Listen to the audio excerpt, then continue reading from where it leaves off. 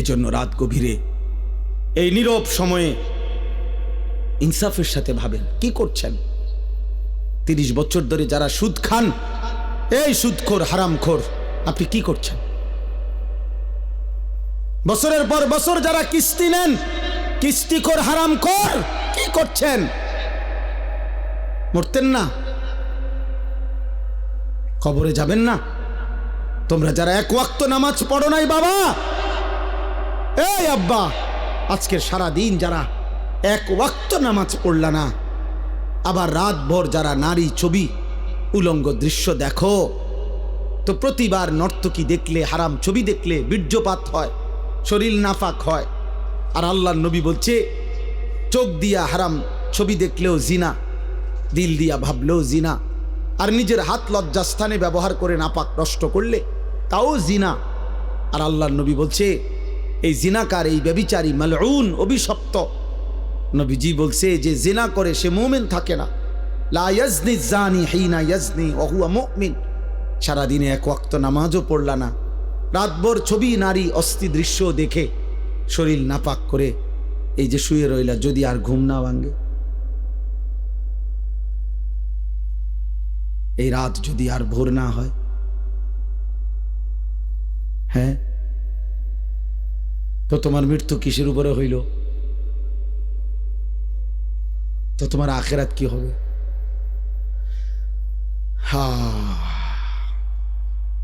আমার একজন আপনজন এরকম, উনি ভালো মানুষ ছিলেন, কিন্তু এই রাত্রিবেলা দরজা বন্ধ কইরা, লাইট বন্ধ কইরা স্বাভাবিকভাবে ঘুমাইছেন।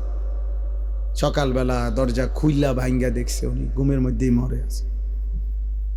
দুনিয়াবি পরিচিতি, সুখ্যাতি, জনপ্রিয়তা, পদ পদবি, এগুলো দুনিয়াবি ধোঁকা। এগুলো দুনিয়া যাদের দরকার, ক্ষমতা যাদের দরকার, দুনিয়ায় যারা মাতবরি করতে চায় তাদের লাগবে এগুলো। আখেরাতের জন্য এগুলার 2 পয়সারও কোনো মূল্য নেই। বরং আখেরাতে ঈমান, আমল, সেজদা, তাকওয়া, গুনাহমুক্ত জীবন, এটারই দাম, এটারই দাম। ইয়াউমা লা ইয়ানফাউ মালুন ওয়ালা বানুন। আল্লাহ তাআলা কোরআনে বলছেন সেদিন আখেরাতে কোনো মাল কোনো উপকারে আসবে না, সন্তানাদিও কোনো উপকারে আসবে না। ইল্লা মান আতাল্লাহা বিকলবিন সালিম। গুনাহমুক্ত, শিরিক মুক্ত, এক পবিত্র আত্মা নিয়ে, ঈমান আমলে ভরা, আল্লাহ তাআলার মহব্বত মারেফাতে ভরা এক দিল নিয়ে যে আসবে, সেই কেবল সেদিন উপকার হবে। কোরআনুল কারীমে আল্লাহ বলছে ফাইযা নুফিখা ফিস-সূর ফালা আনসাবা বাইনাহুম ইয়াওমাইদিন ওয়ালা ইয়াতাসাআলুন। আল্লাহ বলেন ইসরাফিল যখন ফু দিবে আর হাসরের মাঠ কায়েম হবে, সেদিন কোনো মানুষ কাউকে একজন আরেকজন বন্ধুত্বের, বংশের, আত্মীয়তার কোনো পরিচয় দিবে না। ওয়ালা ইয়াতাসাআলুন, কেউ কাউকে ভালো মন্দ কিছু জিজ্ঞেস করবেন। কসম খোদার বাপ, এটা কোরআনের আয়াত। কেউ কাউকে কিছু বলবেন, আপনি কোন বাড়ি দুনিয়ার যে আসিলেন ভাই, আপনি কোন বাড়ির জানি আসিলেন? হ্যাঁ, কবা আপনি কোন বাড়িতে আসিলেন? দেখেন না অবস্থা হাসরের মাটির, কি ইতান কথা কইতে আসছে, কোন বাড়ি দিয়া করবি কি বেটা? তাইলে এগুলোর কোনো পাত্তাও নাই, কেউ জিজ্ঞাসাও করবেন, কেউ না। ইয়াউমা ইয়াকুমুন নাসু লিরাব্বিল আলামিন। প্রতিটা মানুষ মহান আল্লাহ পাকের সামনে দাঁড়িয়ে থাকবে। নবীজি বলছেন মাউদাউ কাদামিন, এই পাওটা রাখতে যেটুকু জায়গা, ঠিক এতটুকু জায়গায় বরাদ্দ, আর এক সুতা সামনে পিছনে ডানে বামে আগাইতে পারবেন। এভাবে যতক্ষণ পর্যন্ত, যতদিন পর্যন্ত হাসরের মাঠের বিচার কাজ চলে, ওভাবে দাঁড়াই থাকতে হবে। আর হাসরের ময়দানের একদিন, আল্লাহ কোরআনে বলছেন একদিন, বাবা, ভাই, নওজোয়ান ছেলে, মনে রাখো দোস্ত, কোরআনের আল্লাহ নিজে বলছে একদিন হলো 50 আলফা সানা, 50,000 বছর। হাসরের ময়দানের একদিনের দৈর্ঘ্য সমান 50,000 বছর।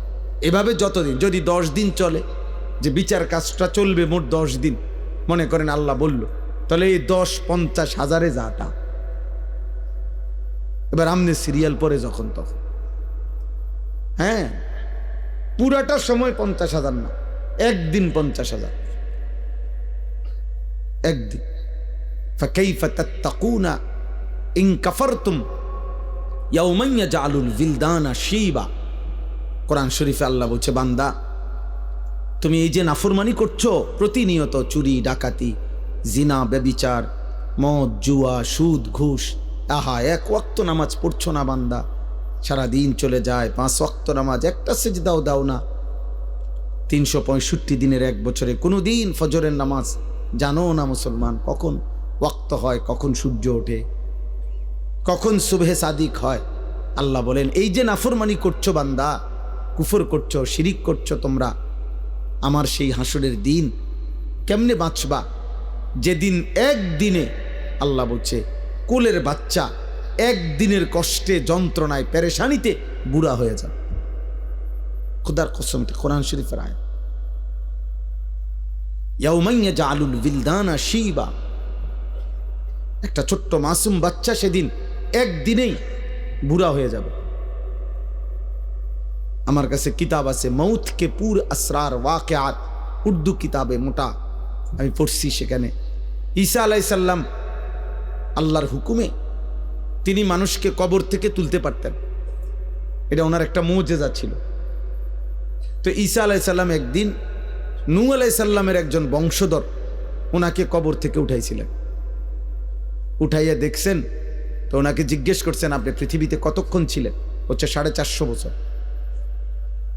হে নবী ঈসা, 450 বছর দুনিয়ার হায়াতে কোনোদিন আমার চুল দাড়ি সাদা হয় নাই, কিন্তু শুধু কেবল মালাকুল মউত আজরাইল যখন জান কবজ করে ওই মুহূর্তে যে মৃত্যুর যন্ত্রণাটা হয়েছে, ওইটুকু যন্ত্রণায় ওই কয়েক মিনিটেই আমার 450 বছরের কালো চুল সাদা হয়ে গেছে। ওয়াজাআত সাকরাতুল মউত বিল হক। আল্লাহ তাআলা কোরআনে বলছে, বান্দা সত্য সত্য মৃত্যুর যন্ত্রণা আসবে বান্দা, সে বড় কঠিন বান্দা। ইমানদার হইলে তো সহ্য করার ক্ষমতা থাকবে, কিন্তু নাফরমান হইলে 900 বছরের সুখ এই 1 সেকেন্ডের মৃত্যু যন্ত্রণা ভুলিয়ে দেবে। কিতাবের মধ্যে আছে, আমরা নিজে পড়ছি, নবীজির একজন বিখ্যাত সাহাবী আমর ইবনুল আস, অনেক বড় একজন সাহাবী ছিলেন রাদিয়াল্লাহু তাআলা আনহু।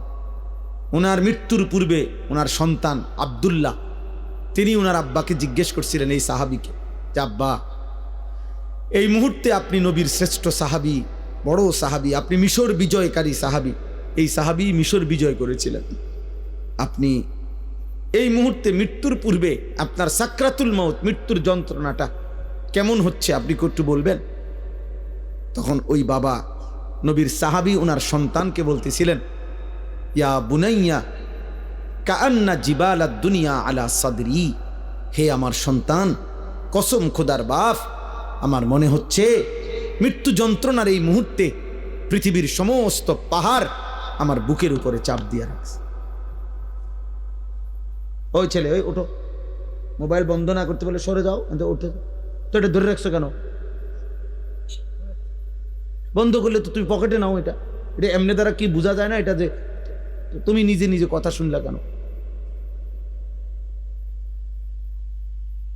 জি মা, আমার এটা ইচ্ছা করে আমি কষ্ট দিই, হয়তো ধমকটা দিলাম, এটার উদ্দেশ্য ভাইয়া তোমার ফায়দা, তুমি তাকায়া শোনো, দেখবা ফায়দা হবে। এ তো মালিকের কথা, রবের কথা, আল্লাহর ওয়াদা, এটা ফাসতামিউ লাহু ওয়া আনসিতু, আদেশ। আল্লাহ বলছে, আমার বান্দা আমার কথা মনোযোগ দিয়ে শোনো, চুপ থাকো, লাআল্লাকুম তুরহামুন, আমি আল্লাহ ওয়াদা দিলাম তৎক্ষণাৎ তোমার উপরে রহমত বর্ষিত হবে। কসম খোদার, এটা কোরআন শরীফের আয়াত। আল্লাহ বলছে, আমার কথা যখনই বলা হয় তুমি চুপ থাকবা, মনোযোগ দিয়ে শুনবা, তোমার উপরে রহমত বর্ষিত হবে। রহমত বর্ষিত হবে মানে আল্লাহ তোমাকে আমলের তৌফিক দিবে, আল্লাহর কথা মানার যোগ্যতা দিবে। আগে দেখবেন আপনাদের আমলে, মুরব্বীদের আমলে, আগে যখন ওয়াজ করতো হুজুররা, মুরব্বী হুজুররা আমাদের, ওনারা বলতো কথা, বয়ান কুদ্দুর পরে কইতো, গভীর মনোযোগ, কইতো না কথা, দিলের কান দিয়ে শোনেন, আগে এটা বলতো, মানে মনোযোগ দিয়ে শোনেন আল্লাহর কথা। দোস্ত, একদিনে সবাই বদলাবে না, একদিনে কেউ জুনায়েদ বাগদাদি হয় না, একদিনে কেউ বাইজিদ বোস্তামি হবে না। উনি নিজেও একদিনে হয় নাই। বাইজিদ বোস্তামি একদিনে বাইজিদ বোস্তামি হয়ে গেছে। আব্দুল কাদের জিলানী একদিনেই এত বড় আউলিয়া হয়ে গেছে। তাইলে ওনারাও মেহনত করছে, ওনারাও রাতের পর রাত দিনের পর দিন আল্লাহকে ডাকছে, কানছে, চোখের পানি ফেলছে। তো বিনিময় আল্লাহ তাআলা তাদেরকে সাইয়্যিদুল আউলিয়া বানায় দিছে, আউলিয়াদের সর্দার বানায় দিছে। এই জন্য আল্লাহর কথা দিল দিয়া শুনবে। বাবা, তোমরা অনেক ছেলে আসো যারা কোনোভাবেই মনে করতেছো বাবা কোনোভাবেই আল্লাহর কথাকে পাত্তা দাও না। মনে রাখো আব্বা, এটা বাস্তব কথা হইল, এটা তোমার কিন্তু সুখের চিহ্ন না, তোমার উপরে আল্লাহর লানত, বদনসিব। আমার ভাই, আমার কথা মনে করো। তুমি একটাবার ভেবে দেখো, আপন মা বাপ পর্যন্ত তুমি 365 দিনে, খোদার 1 বছর কোনো দিন ফজরের নামাজ পড়লা না, অথচ তোমার মা বাপ জীবিত ঘরে আছে, ওরাও তোমারে কোনো দিন ডাকলো না। আহা, এভাবে প্রতিটা ভোর তোমার জীবন থেকে সেজদা ছাড়া চলে যায়। অথচ কিতাবের মধ্যে আছে সকালবেলার কুত্তা আল্লাহর কাছে বলে, মাওলা এই চোখে যেন আমি প্রথম কোনো বেনামাজিকে না দেখি। আহ, তোর মতো নাফরমান কুত্তাও দেখতে চায় না, তোরে কুত্তা ঘৃণা করে, কুত্তা। কার জন্য সাজলি বেটা? কি এর পাউডার লাগাইছো, কিসের চুলের ফ্যাশন করছো? কে দেখে তোমাদের এই চুল চেহারা? তোমার সমবয়সী কিছু অসৎ বন্ধু ছাড়া, তোমার সময় না তোমার লগে ঘুরে গাড়ে এরকম কিছু ফালতু ছেলে ছাড়া তোমার চুল চেহারার প্রশংসা কোনো ভদ্রলোক, কোনো ইমানদার জীবনে করছিল? তোমার বিবেক থাকলে কও। একটা ছেলে বলো পৃথিবীর কোন সভ্য মানুষ, ভদ্র মানুষ, যে বাবা তোমার এই চুল দেখে মনে হইতেছে তুমি একটা নেককার ছেলে,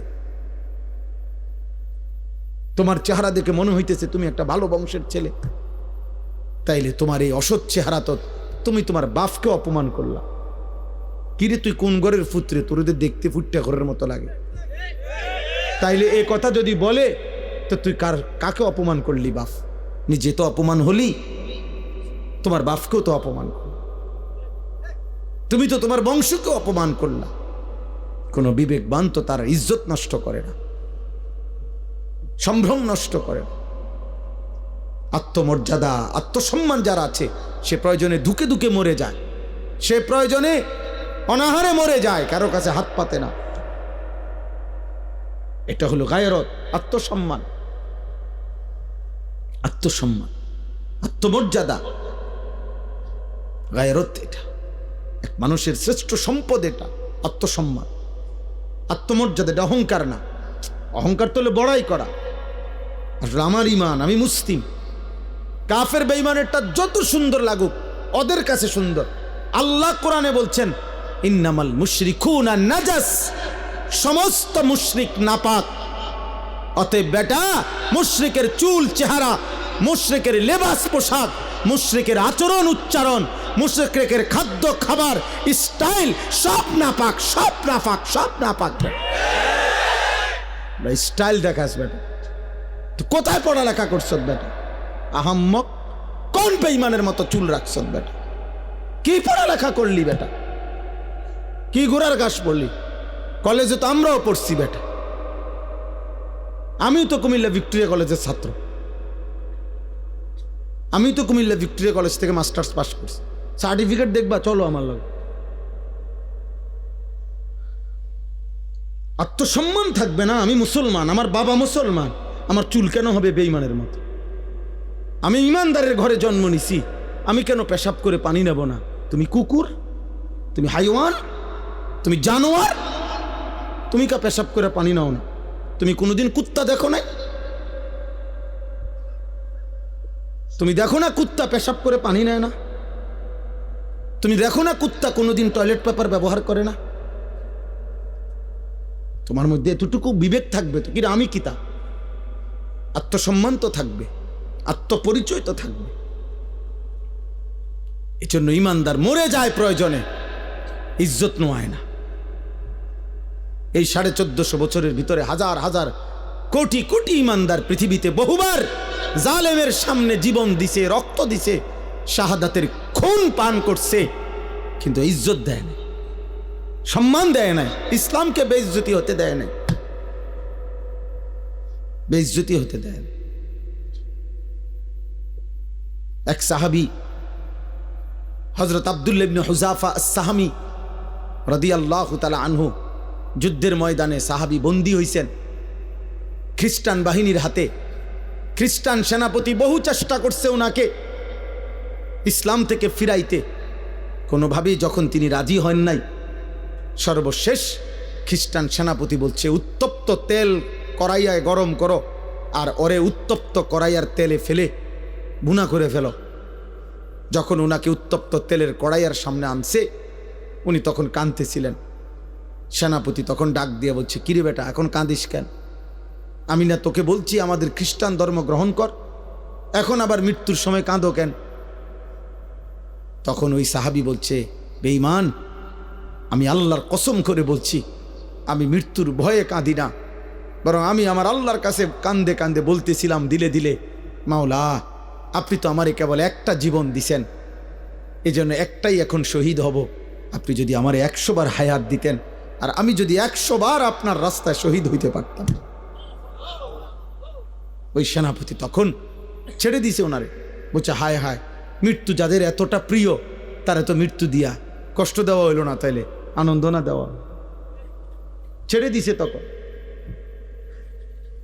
হযরত ওমর রাদিয়াল্লাহু তাআলা আনহু যখন তিনি মদিনায় ফিরে আসছেন, এই সাহাবী হযরত ওমর রাদিয়াল্লাহু তাআলা আনহু বলছেন সমস্ত সাহাবীদেরকে যে লাইন ধরো, সব লাইন ধরো। লাইন ধরে বলছে, সর্বপ্রথম আমি ওমর খলিফাতুল মুসলিমিন, তার কপালে চুমা দেব, আর তোমরা ভাই সিরিয়াল সবাই মুহাম্মদ আরবির এই সৈনিক, এই সাহাবীকে তোমরা সবাই কপালে চুমা দিবা। আত্মসম্মান শিখো বাপ, বেঈমান তোমা করে পচায় লাইছে। একটা সামান্য ডুগডুগির মতো একটা বান্দররে যেমনে নাচায়, আহারে বাপ, তোম করে এমনি নাচাইতে আছে। যখন যেই ডিজাইন কয় বেঈমানে, তোমার কাছে ওইটাই পছন্দ হয়, তো তোমার বান্দরের চাইতে নিকৃষ্ট বানায় লাইছে। বান্দরও তো এত নাচা নাচে না। তোমরা দুশ্মনের কাছে যে পরিমাণ হেরে গেল, নাচে নাচা শুরু করল। কতবার বদলাইছো ছেলেরা বাবা বলো? আজকে 1 বছর 2 বছরে কয়বার চুলের ডিজাইন বদলাইছো? কই আমরা তো আলহামদুলিল্লাহ বুঝ হওয়ার পর থেকে আমরা মাদ্রাসাওয়ালারা আলহামদুলিল্লাহ আর কোনোদিন এই জামা পোশাক টুপি এই দাড়ি টুপি বদলাইনি। আমরা বিশ্বাস করি কলিজা দিয়া যে এই টুপি, এই দাড়ি, এই চুল, চেহারা, এই লেবাস পোশাকের সাথে আমার নবী সাল্লাল্লাহু আলাইহি সাল্লাম, সাহাবায়ে কেরামের সম্পর্ক আছে। আমার সনদ আছে, আমাদের সমস্ত পাঞ্জাবি টুপি লুঙ্গির সনদ আছে যে নবীজি সাল্লাল্লাহু আলাইহি সাল্লাম এগুলো পরতেন, সাহাবারা পরতেন। তোমার চুলের সনদ কও, তোমার সিবা প্যান্ট কে পরছে পৃথিবীতে প্রথম, তুমি কও। হ্যাঁ কও, তুমি কও না বা বলে আমার এই ডিজাইনের চুল সর্বপ্রথম পৃথিবীতে যিনি রাখছেন তিনি হলেন এমন বড় দার্শনিক পণ্ডিত, এত বড় মহামানব যে যিনি আটলান্টিক মহাসাগর জায়গার থেকে সরাই লেছে। কথা কও, একটা গুণ বলো বেটা, অপদার্থ কোথাকার। জন্মেরও তো ঠিক নাই ওইগুলার। যাদের চুল কাটিং নিছ তাদের অসংখ্য ব্যক্তিত্ব জন্মেরও ঠিক নাই, বংশেরও তো ঠিক নাই, কোন জাত ফাতে তো নাই বেটা। এত কাপুরুষ হলি কেন বেটা? তোমাদের কারণে হেরে গেলাম আমরা বেটা। মুসলমানের কিশোর নওজোয়ান, মুসলমানের যুবক, তোমাদের কারণে হেরে যাচ্ছি আমরা। নাইতে ইহুদি ইসরায়েলের কুত্তারা 1 কোটি না বেটা, 1 কোটিও না, 1 কোটির চাইতে কম ইসরায়েলের বেঈমানরা। গোটা ইসরায়েলের জনগোষ্ঠী 1 কোটি নয়, 92 থেকে 97 লাখ মাত্র, মাত্র 1 কোটি না, 1 কোটি বেঈমান।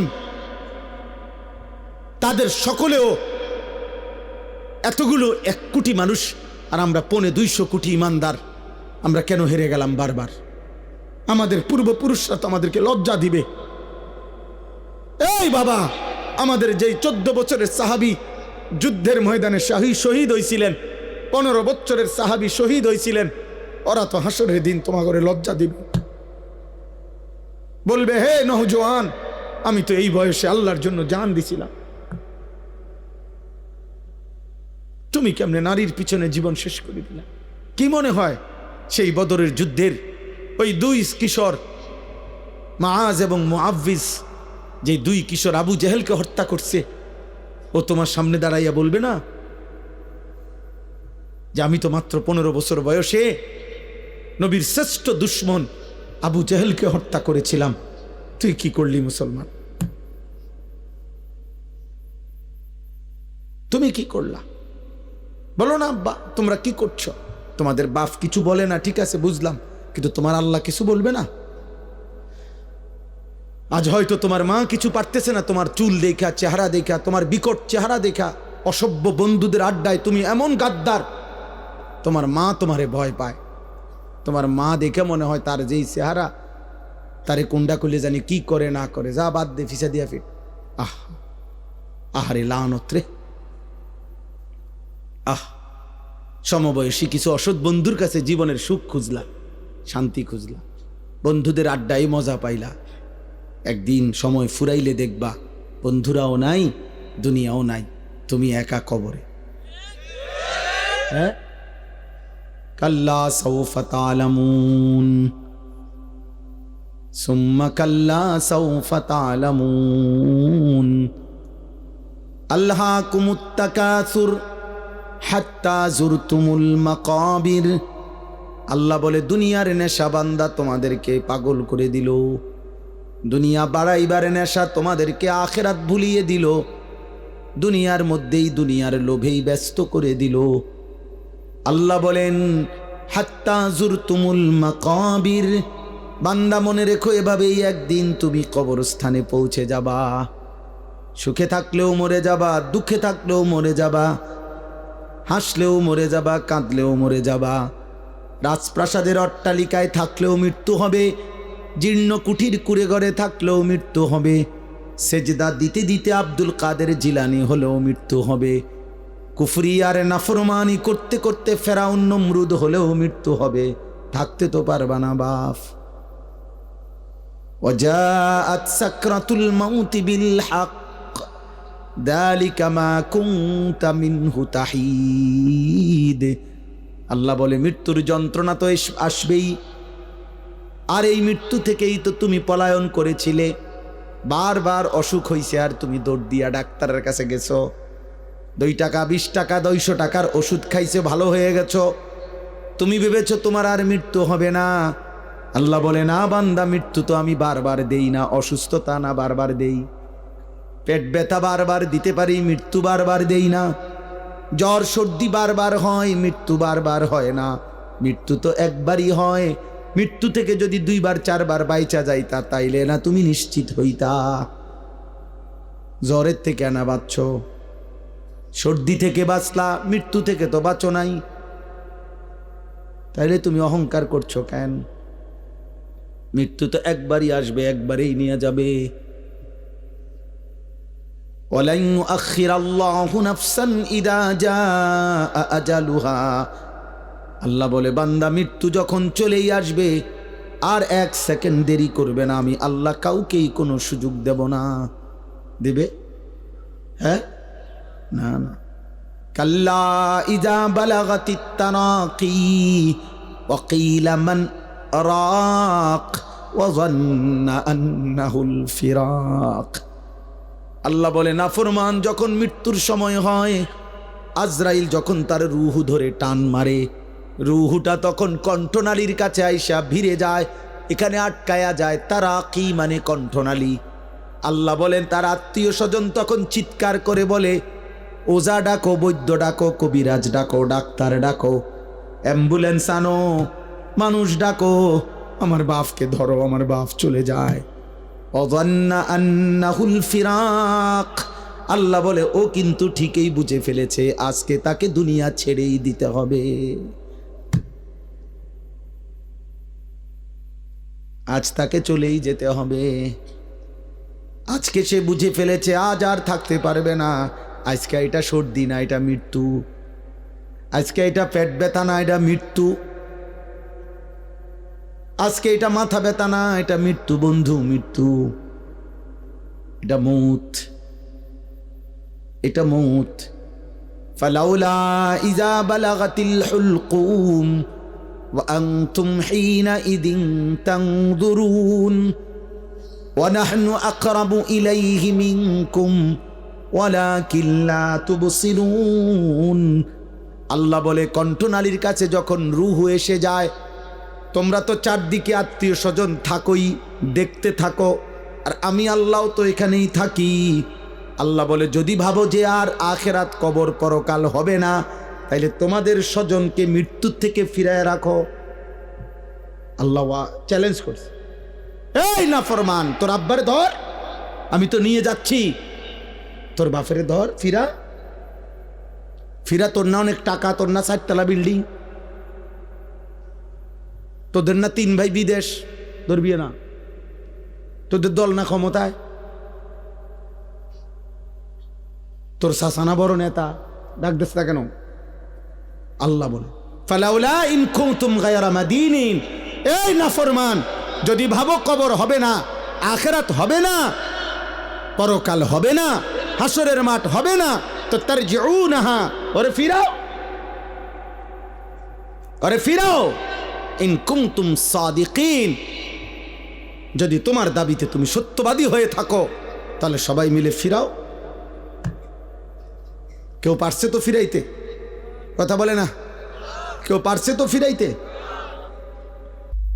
এজন্য রাত গভীরে এই নীরব সময়ে ইনসাফের সাথে ভাবেন, কি করছেন? 30 বছর ধরে যারা সুদ খান, এই সুদখোর, হারামখোর, আপনি কি করছেন? বছরের পর বছর যারা কিস্তি নেন, কিস্তিখোর, হারামখোর, কি করছেন? মরতেন না? কবরে যাবেন না?